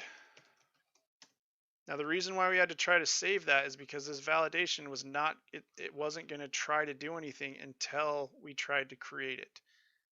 All this other stuff, creating it and such inside of the object, that wasn't going to throw that error, wasn't going to throw that validation until we tried to create it, and that's why we did it. Okay, and so now we got to basically compile the error messages with uvalid, and then we can check it out, and hopefully we'll get it.